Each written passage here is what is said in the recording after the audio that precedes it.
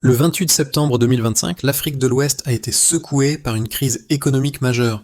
En seulement 21 jours, le taux de change du franc CFA a bondi de 30% sur le marché noir, tandis que le prix des produits essentiels comme le riz a doublé à Ouagadougou, créant des files d'attente devant les banques. Ce n'était pas qu'une simple inflation, mais un choc profond qui remettait en question tout un système financier hérité du passé colonial. Cette déstabilisation monétaire soulève une question cruciale. Comment l'Afrique pourra-t-elle se libérer des chaînes d'une dépendance monétaire qui dure depuis des décennies ? Ibrahim Traoré, à la tête de ce mouvement de résistance, incarne désormais l'espoir d'une nouvelle ère économique. Mais à quel prix ? Le véritable enjeu n'est-il pas d'obtenir la souveraineté monétaire, mais de garantir un avenir viable sans sombrer dans le chaos ? Ce qui a commencé comme un simple bouleversement financier pourrait se transformer en une révolution pour toute l'Afrique de l'Ouest. En 21 jours, la montée vertigineuse des prix et l'effondrement de la monnaie ont plongé la région dans une crise de confiance. Mais ce n'est pas uniquement une question économique, c'est un appel à la souveraineté, à l'indépendance véritable. Le moment est venu pour Ibrahim Traoré de remettre en cause un système vieux de plusieurs décennies et d'offrir à son peuple une alternative viable. Toutefois, les conséquences de cette rupture risquent de changer non seulement l'avenir de l'économie, mais aussi les rapports de pouvoir dans la région. Cette lutte ne sera pas facile. Elle met en jeu la stabilité politique, l'identité de l'Afrique et sa place dans le monde. En choisissant de briser les chaînes d'une monnaie coloniale, Traoré pourrait ouvrir la voie à un avenir plus libre, mais aussi plus incertain. Un pas en avant dans cette bataille pour la souveraineté pourrait transformer les enjeux politiques et économiques à une échelle mondiale. Les jeunes Africains se mobilisent déjà pour cette vision, mais les marchés, eux, s'inquiètent. Il ne s'agit plus de chiffres, mais d'une quête de dignité. La flambée des prix des biens de première nécessité, comme le riz, et l'effondrement du CFA ne sont que des symptômes d'une crise plus profonde. En moins d'un mois, l'Afrique de l'Ouest a vu son système monétaire imploser. Ce n'est pas une simple crise économique, c'est une rupture fondamentale avec un système qui a maintenu les pays africains sous une forme de dépendance monétaire depuis des décennies. Le franc CFA, véritable vestige de la colonisation, a longtemps contrôlé la vie économique de la région, soumis aux décisions prises à Paris, loin des intérêts locaux. Ibrahim Traoré, en tant que figure montante du leadership africain, incarne désormais un modèle de défiance envers les anciennes puissances coloniales. Son discours, qui appelle à une rupture nette avec le franc CFA et à l'instauration d'une monnaie souveraine, résonne profondément avec les aspirations populaires. Mais cette vision s'accompagne d'un risque immense, celui de la déstabilisation économique et de la perte de confiance des marchés mondiaux. Le monde occidental, qui a longtemps vu l'Afrique comme un terrain de manœuvre économique, regarde cette crise avec inquiétude. Alors qu'une partie de la population se tourne vers une monnaie indépendante, les investisseurs étrangers se demandent si la région est prête à affronter les défis d'une transition monétaire radicale. Les chiffres qui défilent, une inflation galopante, des pénuries alimentaires et une fuite des capitaux ne laissent aucun doute. La situation est grave, mais derrière ces chiffres, il y a un autre aspect de la crise qui prend de l'ampleur, un sentiment d'appartenance et de fierté retrouvée. Traoré, quant à lui, n'a jamais cessé de rappeler que l'Afrique doit être en mesure de définir elle-même sa monnaie, sa politique économique et son destin. Cependant, cette transition vers une Afrique plus indépendante soulève une question fondamentale. Est-ce que l'Afrique est prête à se passer des garanties qu'offraient les anciennes puissances mondiales pour prendre en main son propre avenir ? L'émergence d'Ibrahim Traoré comme chef d'État et porte-parole d'un mouvement en quête de souveraineté économique est à la fois un symbole de résistance et un appel à l'action pour toute l'Afrique.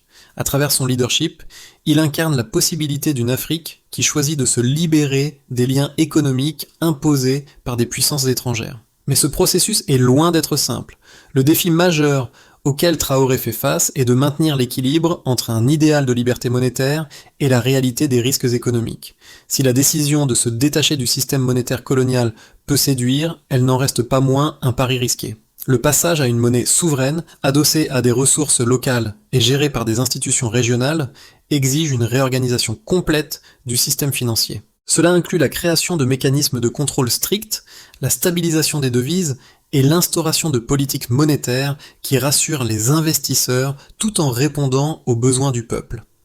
De plus, la communauté internationale, et en particulier les anciennes puissances coloniales, suit de près cette évolution.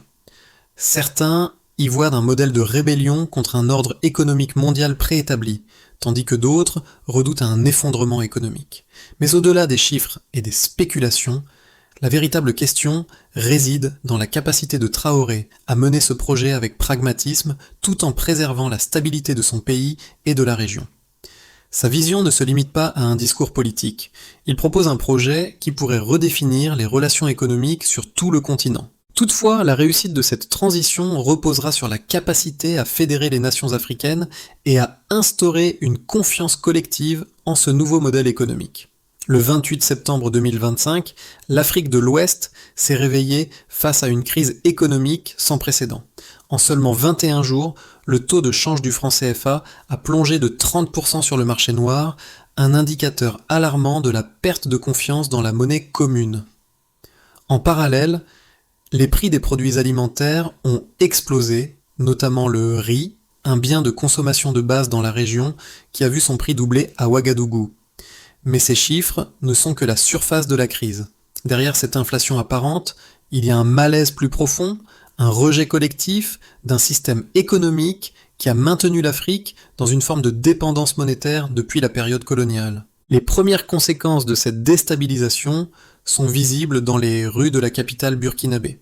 Les files d'attente devant les banques où les citoyens tentent de retirer leurs économies en devises témoignent d'une peur grandissante. C'est une peur de l'avenir, mais aussi une crainte bien plus profonde, celle d'un système monétaire qui ne répond plus aux besoins de la population. L'effondrement du CFA n'est donc pas perçu comme une simple fluctuation économique, mais comme un symptôme d'une fracture plus importante dans la relation entre l'Afrique et les puissances économiques mondiales. Dans ce contexte, Ibrahim Traoré, le président du Burkina Faso, s'affirme comme un leader charismatique. Ses discours, qui appellent à une rupture radicale avec le CFA et à l'instauration d'une monnaie africaine souveraine, trouvent un écho profond dans la population. Ce qu'il propose va au-delà d'une simple réorganisation économique. Traoré incarne un changement fondamental dans la manière dont l'Afrique perçoit sa place dans le monde.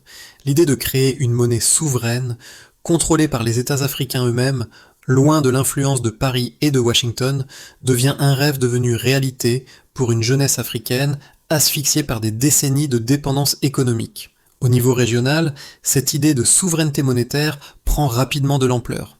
D'autres pays du Sahel, notamment le Mali et le Niger, s'alignent immédiatement sur la position burkinabé. Leurs dirigeants expriment également leur volonté de rompre avec le système monétaire en place et d'établir une commission conjointe pour la création d'une monnaie panafricaine. Ce mouvement de solidarité entre nations d'Afrique de l'Ouest est perçu comme une première victoire dans la lutte pour l'indépendance économique. Mais cette unité n'est pas partagée par tous. Des pays comme la Côte d'Ivoire et le Sénégal, plus intégrés économiquement à la France, expriment de vives inquiétudes face à l'idée d'une transition rapide vers une monnaie souveraine. Pour ces nations, la stabilité du CFA est perçue comme un gage de sécurité économique et le passage à une nouvelle monnaie est vu comme un risque potentiel d'instabilité, avec des conséquences dramatiques sur les importations, les exportations et la balance commerciale. Le débat devient alors un véritable affrontement géopolitique, non seulement sur la question de la souveraineté monétaire, mais aussi sur la place de l'Afrique dans le système économique mondial. D'un côté, l'idéalisme d'un continent désireux de se libérer des influences extérieures, de l'autre, le pragmatisme d'un système mondial interconnecté, où chaque décision a des répercussions à l'échelle planétaire. Cette tension atteint son apogée lorsque, quelques jours après la flambée des prix, un jet privé en provenance de Washington atterrit à Accra, au Ghana, avec à son bord des financiers de Wall Street et des représentants du Trésor américain.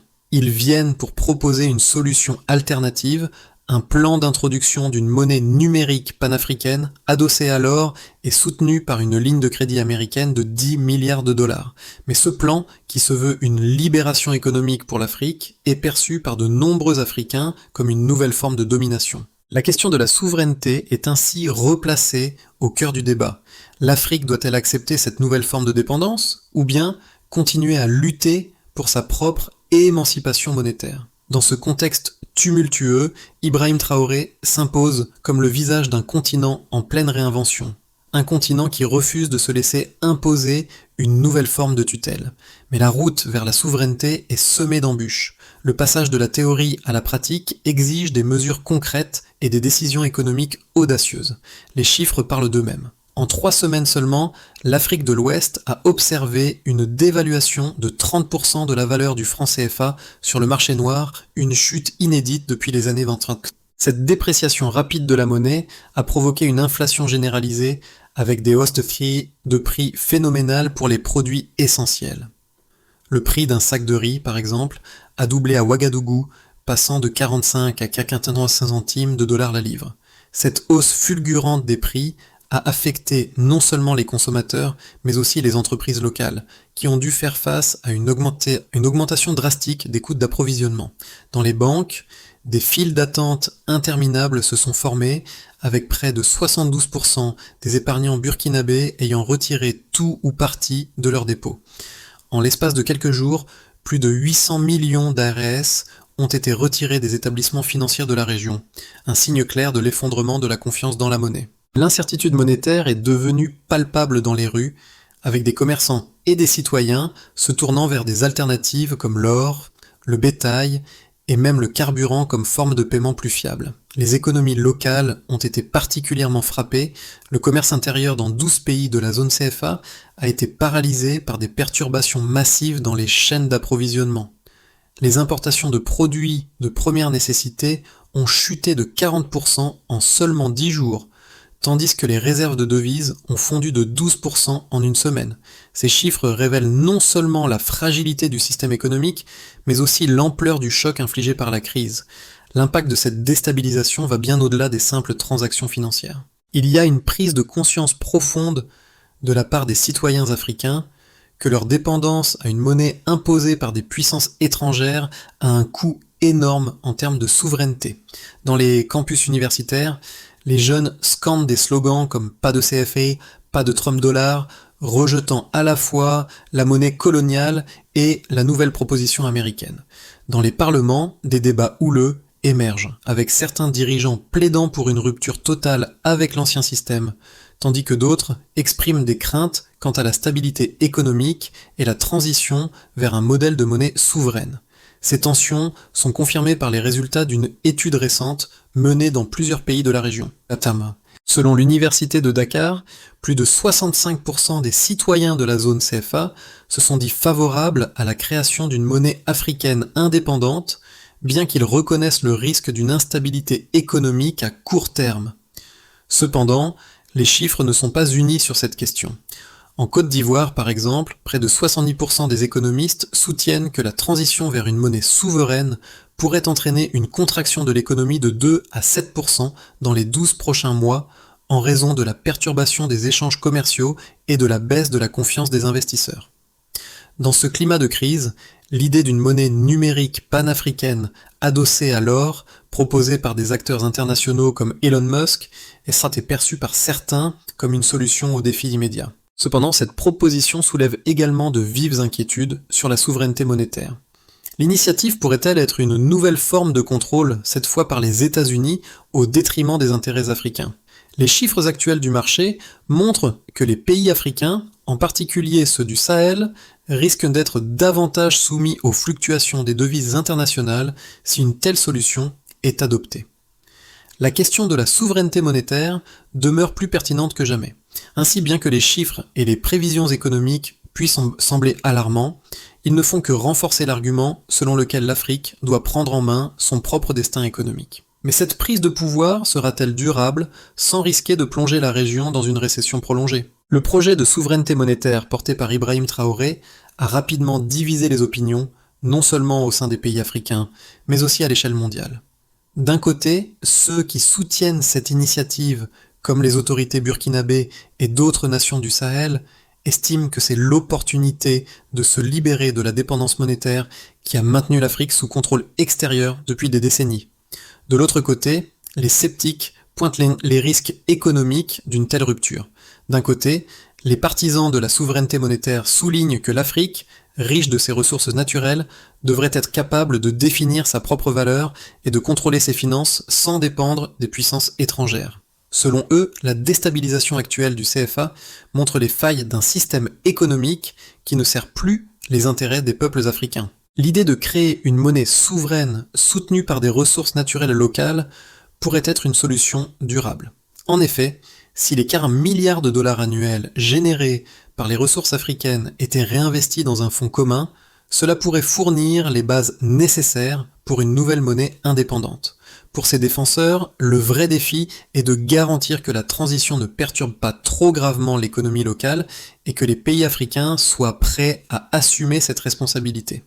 Cependant, les opposants à cette idée, notamment parmi les économistes et les dirigeants plus proches des intérêts français et américains, avertissent que cette transition pourrait avoir des conséquences catastrophiques pour les économies africaines. D'un point de vue pragmatique, ils soulignent que l'Afrique manque des infrastructures nécessaires pour soutenir une monnaie indépendante, telles que des systèmes bancaires robustes et des politiques monétaires cohérentes. De plus, le projet de créer une monnaie panafricaine repose sur un pari risqué. La création d'une monnaie soutenue uniquement par les ressources naturelles pourrait entraîner une hyperinflation, une fuite des capitaux et des tensions sociales majeures.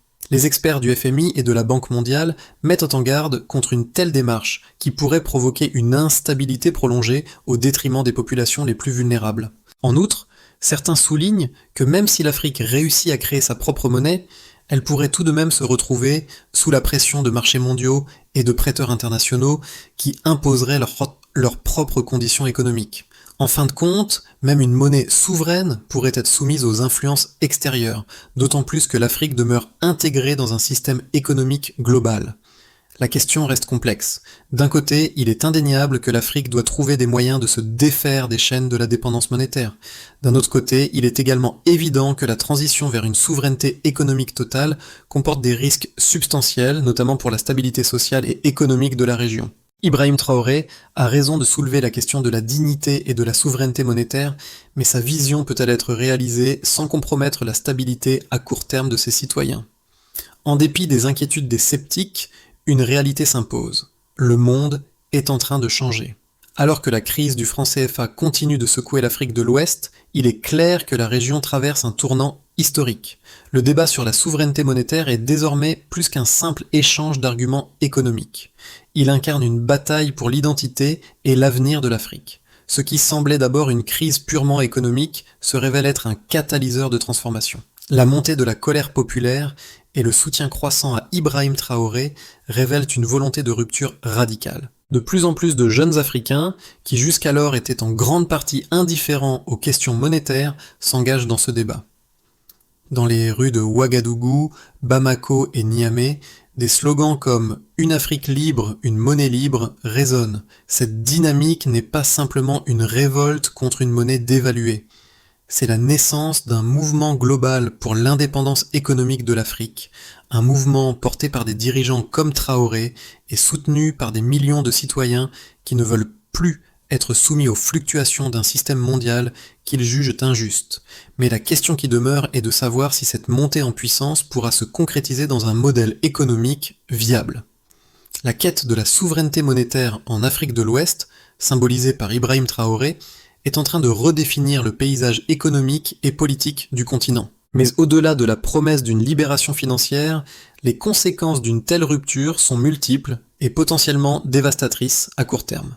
Tout d'abord, la transition vers une monnaie souveraine pourrait provoquer une instabilité économique considérable. Les pays africains, encore fragiles économiquement, manquent des infrastructures nécessaires pour gérer une telle transition. La création d'une monnaie nouvelle, soutenue uniquement par les ressources naturelles locales, pourrait provoquer une hyperinflation. L'absence d'une politique monétaire centralisée, combinée à la fuite des capitaux, risquerait de créer une crise de liquidité majeure. Ce genre d'instabilité économique affecterait en particulier les populations les plus vulnérables, déjà frappées par la hausse des prix des produits alimentaires et une perte de confiance dans les institutions financières. En parallèle, le choc sur le commerce extérieur serait également important. En l'absence de mécanismes de transition efficaces, les pays de la région risqueraient de voir leurs échanges commerciaux perturbés. Les importations, particulièrement les biens de consommation de base, pourraient être gravement affectées par la dévaluation rapide de la nouvelle monnaie. De plus, les chaînes d'approvisionnement pourraient se bloquer et les entreprises étrangères pourraient suspendre leurs activités dans l'attente de clarification sur les nouvelles règles monétaires. Cette incertitude entraînerait une réduction de la compétitivité des économies africaines, affectant ainsi l'ensemble de la région.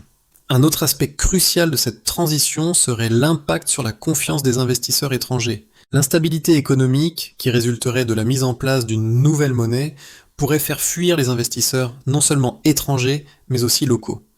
La réduction des investissements directs étrangers entraînerait une baisse des flux financiers essentiels à la croissance des pays africains. Cette fuite des investissements pourrait aggraver encore les difficultés économiques, rendant la transition plus longue et plus douloureuse. À l'échelle politique, cette rupture avec le système CFA pourrait aussi entraîner une fracture régionale. Tandis que certains pays du Sahel, comme le Mali et le Niger, ont rejoint le mouvement de Traoré, d'autres, comme la Côte d'Ivoire, la Sénégal et le Bénin, restent réticents. Le clivage entre ces pays pourrait créer une dynamique de fragmentation au sein de la région, ralentissant les progrès vers une véritable union économique et monétaire en Afrique de l'Ouest. Une coopération politique fragile pourrait compromettre l'efficacité des initiatives économiques régionales. Malgré ces défis, il existe également des conséquences positives possibles. Si la transition réussit, elle pourrait entraîner une plus grande autonomie pour les pays africains. La création d'une monnaie souveraine offrirait aux pays du Sahel et d'Afrique de l'Ouest l'opportunité de contrôler leur propre politique monétaire, d'éviter la dévaluation artificielle imposée par des puissances extérieures et extérieures et de renforcer leur indépendance économique. De plus, une monnaie unifiée pourrait ouvrir la voie à un commerce intra-africain plus dynamique en réduisant la dépendance aux monnaies étrangères et en facilitant les échanges régionaux. Toutefois, ces avantages ne se réaliseront pas sans un plan rigoureux et une gestion prudente de la transition. La question demeure, l'Afrique est-elle prête à payer le prix de cette indépendance monétaire ou sera-t-elle condamnée à la stabilité précaire d'un système qui, bien que défaillant, reste en place depuis des décennies ?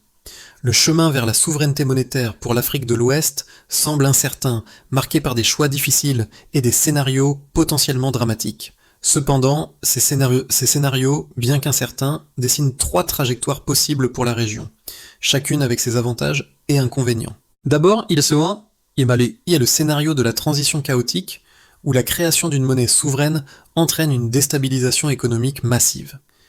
L'absence d'une politique monétaire solide et d'une banque centrale capable de gérer les fluctuations de la nouvelle monnaie entraîne une hyperinflation incontrôlable.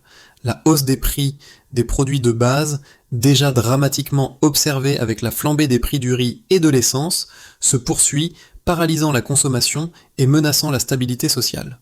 Les investissements étrangers fuient en masse, et la région, privée de ressources financières et commerciales, sombre dans une récession prolongée. Le rejet de la monnaie CFA est certes une victoire symbolique, mais il a un coût humain et économique élevé. Les pays de la zone, en proie à une inflation galopante et à une chute de la confiance dans les institutions bancaires, pourraient se retrouver dans une situation de crise humanitaire où les populations les plus vulnérables subissent les pires conséquences de cette transition mal gérée. Ce scénario pourrait aussi voir des tensions géopolitiques se multiplier entre les pays de la région, certains optant pour une relance rapide de la monnaie CFA, tandis que d'autres, comme le Burkina Faso, maintiennent le cap sur l'indépendance monétaire, entraînant une fragmentation régionale.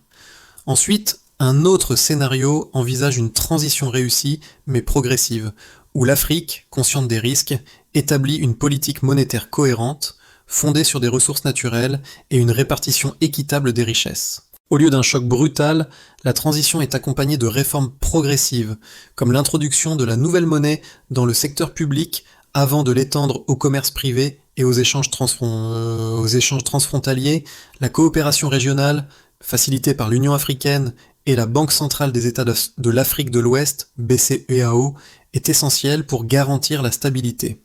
Bien que les impacts à court terme soient encore difficiles à anticiper, ce scénario permettrait à la région de renforcer ses bases économiques tout en réduisant sa dépendance au dollar et à l'euro. À long terme, la mise en place d'une monnaie régionale pourrait ouvrir la voie à une plus grande intégration économique, renforcer les échanges intra-africains et accroître l'autonomie politique et économique des pays concernés. Les jeunes générations qui se sont largement impliquées dans cette transition pourraient voir leurs aspirations à une Afrique indépendante enfin réalisées. Enfin, un troisième scénario imagine la tutelle internationale, où la communauté internationale, face au risque de déstabilisation, impose une solution alternative. Ce pourrait être la mise en place d'une monnaie numérique panafricaine, appuyée par des réserves en or et soutenue par des financements internationaux. Bien que cette solution offre une stabilité immédiate, elle peut également marquer une nouvelle forme de dépendance.